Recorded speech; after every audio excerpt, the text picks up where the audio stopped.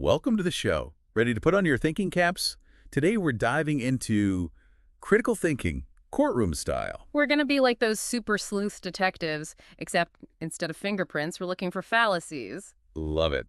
We've got stacks of juicy source material for this deep dive, legal textbooks, real-life cases, even some insights from a seasoned defense attorney. By the end, you'll be spotting bad arguments from a mile away. So let's picture this. Yeah. You're in the jury box. What makes the ideal juror? The one who's totally neutral and unbiased. Well, in a perfect world, jurors would be like blank slates, right? Totally immune to persuasion and all that. But Yeah, but we're human. exactly. We all walk in with our own baggage, experiences, opinions, you name it. And our research shows how tricky that can be. Our sources talk about how personal relationships, even something as subtle as what you see in the news, can totally sway your thinking. It's like trying to forget everything you know about a band before you listen to their new album. Those preconceived notions, they have a way of creeping back in. It reminds me of this one case we read about, involved anti-war activists, and the defense attorney, get this, specifically wanted to keep teetotalers out of the jury pool. Wait, what? What do drinking habits have to do with activism? Exactly. Seems totally irrelevant. It really makes you wonder about the defense's strategy there. Maybe they figured jurors with really strict lifestyles might be quicker to judge the activists, even if the evidence was weak. Fascinating stuff. So you've got these very human jurors trying their best to be impartial, and we drop them right into this adversarial system.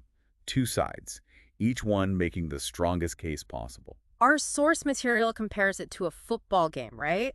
Two teams battling it out. But what if the ref's on the take? The whole game just falls apart. Total chaos. And in the courtroom, that undermines the whole idea of justice. 100%. Now, that's why civility and respect, they're not just niceties in the system, they're essential. You can have a heated argument without turning into, A pack of wolves. worse, like toddlers throwing a tantrum. Perfect analogy. Yeah. And speaking of contrast, our research brought up British courts. All those wigs and gowns, the formal bowing. It's a far cry from Judge Judy, that's for sure. Right. But there's a method to all that, isn't there? Absolutely. As stuffy as it seems, all that tradition, it's about respect. It reminds everyone, the jury included, how serious this is. So it's like those traditions are a constant reminder. Yeah. Stick to the facts, no personal attacks. Exactly. And that sets the stage for a truly fair trial, where it's logic and evidence that matter, not emotional manipulation. So we've got this system. It's supposed to be all about fairness. But even with the most impartial jury in the world, even with the best lawyers. Things can still go off the rails, right? Totally.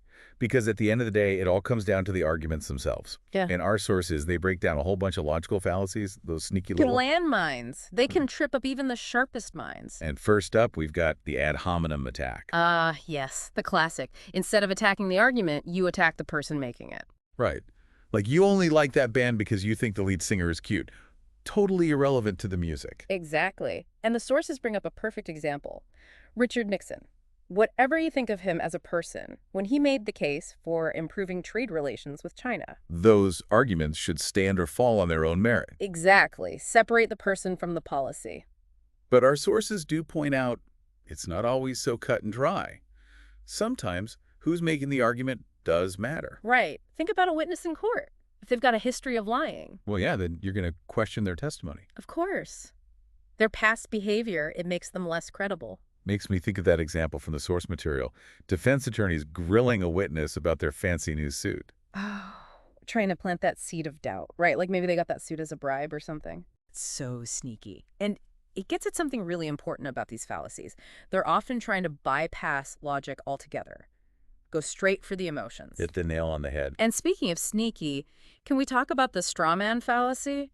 This one sounds like it's straight out of cartoon. Right. It's basically a misdirection play. You take your opponent's argument, twist it into something easy to knock down. And then you declare victory, even though you weren't even fighting the real thing. Exactly. Yeah. Our research had this great example, a mobile oil ad campaign back in the day. They were arguing against soft energy advocates.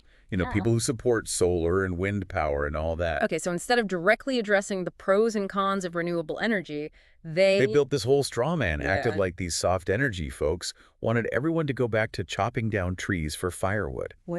Talk about a leap.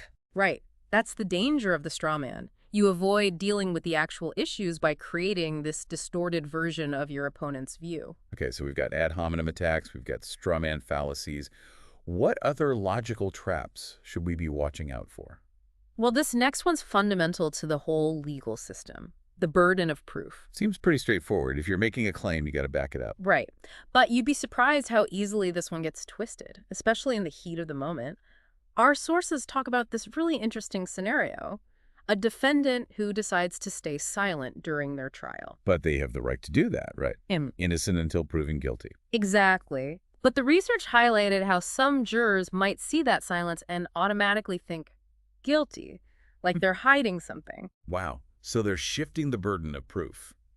It's not on the prosecution to prove guilt anymore. It's on the defendant to prove their innocence. Exactly. Just because someone doesn't speak up doesn't automatically make them guilty. It's like that saying, absence of evidence is not evidence of absence. Love that one. Right. And it shows why it's so important to understand these fallacies that can sneak into our thinking even when we're trying to be objective.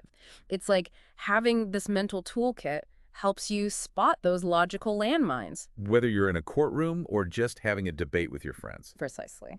So we've been talking courtrooms, but this critical thinking stuff, these fallacy detectors. Oh, we can use these outside the jury box. Absolutely. This is for everyday life. Political debates, online arguments, even just figuring out where to eat with friends. Right, like you're armed with this BS detector now. Exactly. And our sources, they lay out even more fallacies to watch out for, like the slippery slope classic. This is where someone's like, if this happens, then this. And then the worst possible thing ever. If we let them ban plastic straws, next thing you know, we'll all be eating with our hands. There you go. And our sources use a more serious example. The idea that smoking marijuana, it'll inevitably lead to heroin addiction. Which totally ignores all the nuances, right? People who might use one but not the other. Exactly. So to avoid that slippery slope ourselves, we got to watch out for those doom and gloom predictions. If this, then that, and then everything is terrible, ask for evidence at each step. What's the actual likelihood of that whole chain reaction happening? Okay, slippery slope check. What's next? Let's talk false dilemma. This one's sneaky because it makes you think there are only two options when really there might be a whole bunch. It's that you're either with us or against us kind of talk. Exactly. It shuts down thinking by making you feel like it's urgent, like you got to pick a side right now. The sources had this example, a university facing budget cuts. And they're saying, we either close the library or tuition goes up. Come on, there've got to be other solutions. No. Fundraising, cutting costs in other departments. Right. Don't fall for it. Almost always, there are more than two options on the table. It's like on those game shows when they were like, take the money or pick the mystery box. There could be something awesome behind curtain number 3. Okay, last fallacy we're tackling today. The golden mean fallacy. Sounds so reasonable. Right. Don't be fooled.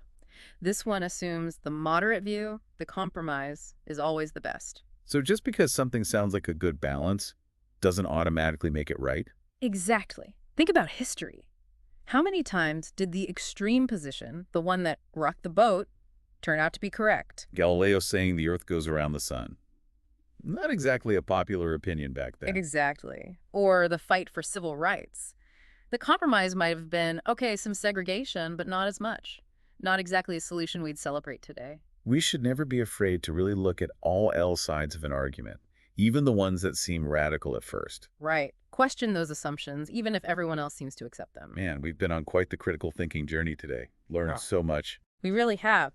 And hopefully our listeners feel like they've got a whole new set of tools to analyze arguments, spot those fallacies. Yeah, whether it's a political debate, social media, even just a friendly disagreement. These skills, they matter. Be your own judge and jury out there.